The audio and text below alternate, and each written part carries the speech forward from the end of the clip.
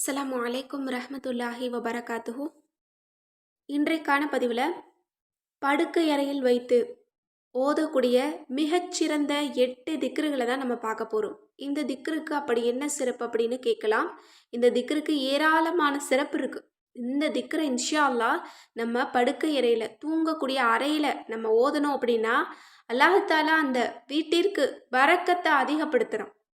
செல்வம் வரக்கூடிய எல்லா வழிகளையுமே திறந்து வைக்கிறான். மறைவான இடத்திலிருந்து அல்லாஹ் நமக்கு ரிஸ்க் அளிக்கிறான். இன்ஷா அல்லாஹ் நீங்கள் எழுதி வச்சுக்கோங்க. இந்த ரமலான் முடிகிற வரைக்கும் தினமும் நீங்கள் ஒரு முறை நீங்கள் இதை ஓதிட்டு வந்து பாருங்கள். இந்த வருஷத்தில் இந்த திக்ரு உங்களை செல்வந்தனாக மாற்றும். பணத்திற்கு எந்த பிரச்சனையும் இருக்காது. பணம் உங்களை தேடி வரும். ஏன்னா படுக்கையறை அப்படிங்கிறது ரொம்ப சாதாரணமான ஒரு இடமே கிடையாது. அந்த இடமானது நம்முடைய கவலையையும் கண்ணீரையும் பார்க்கக்கூடிய ஒரு இடமா இருக்கும். நம்மளோட சந்தோஷத்தை பார்க்கக்கூடிய ஒரு இடமா இருக்கும். நம்மளோட அனைத்து விதமான உணர்வுகளையும் பார்க்கக்கூடிய ஒரு இடமாவும் இருக்கும். இன்னும் நிறைய பேர் தொழக்கூடிய இடமும் அதுதான். துஆக்கள் கேட்கக்கூடிய இடமும் அதுதான். அல்லாஹ்விடத்துல பேசக்கூடிய ஒரு இடமும் அதுதான். ஏன்னா சில வீடுகளில் தனித்தனியாக இருக்கும். வசதி இல்லாதவங்களுக்கு ஒரே ஒரு அறை மட்டும்தான் இருக்கும். அந்த அறையில் தான் அவங்க எல்லாமே பண்ணிக்கக்கூடியவங்களாக இருப்பாங்க.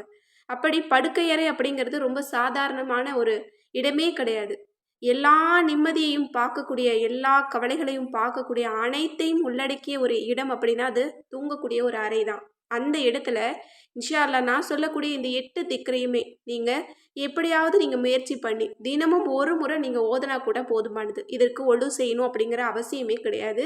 நீங்கள் தூங்கி எழுந்த உடனே ஓதலாம், அல்லது வேலை முடிஞ்சு நீங்கள் போயிட்டு உட்காரும்போது ஓதலாம், அல்லது தொழுகை முடித்த பின்ன ஓதலாம். இப்படி உங்களுக்கு எந்த நேரம் இலகுவாக கிடைக்குதோ அந்த நேரத்தில் நீங்கள் இதை ஓதி பாருங்கள். அல்ஹம்துலில்லாஹ் உங்கள் குடும்பத்தில் எந்த விதமான குறையும் இருக்காது, எந்த விதமான கடனும் இருக்காது, எந்த பிரச்சனையுமே வராது. அந்த இடத்த அல்லாஹ் ரொம்ப நிம்மதியாக பரக்கத்தாக வச்சுருப்பான். நீங்கள் இதனுடைய அர்த்தத்தை நீங்கள் கேட்டிங்க அப்படின்னா உங்களுக்கு ரொம்பவே புரியும். இதில் இருக்கக்கூடிய ஒரு துவா நமக்கு கபூலானாலே நம்ம குடும்பம் தான் மகிழ்ச்சியான அதிர்ஷ்டமான குடும்பமாக இருக்கும்.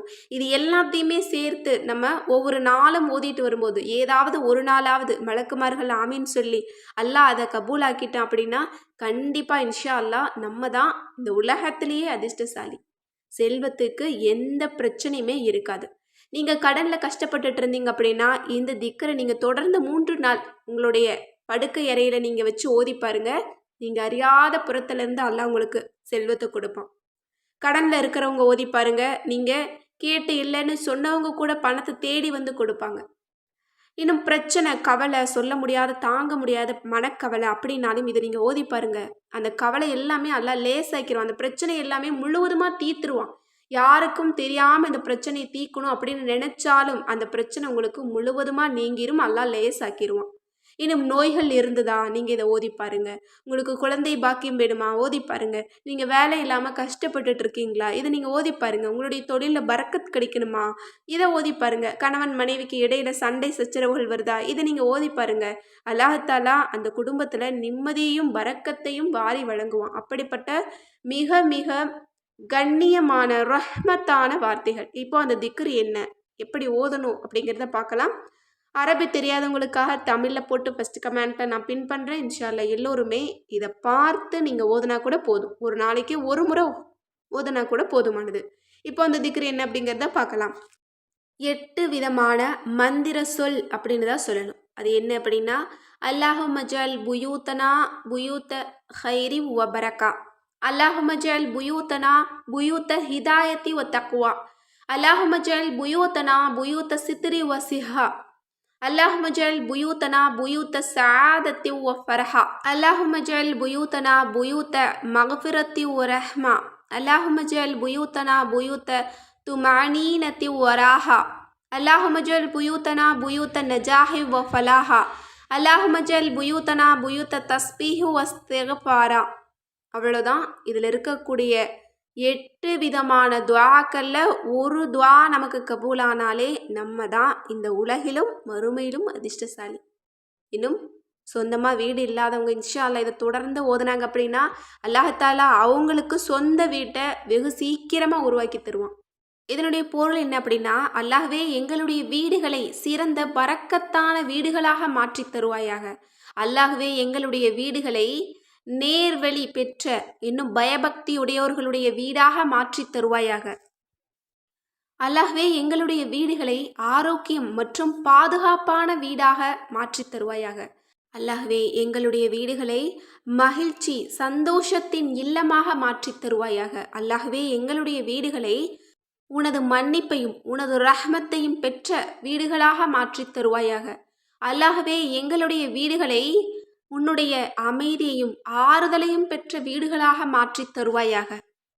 அல்லாஹ்வே எங்களுடைய வீடுகளை உனது வெற்றியையும் செழிப்பையும் பெற்ற வீடுகளாக மாற்றித் தருவாயாக.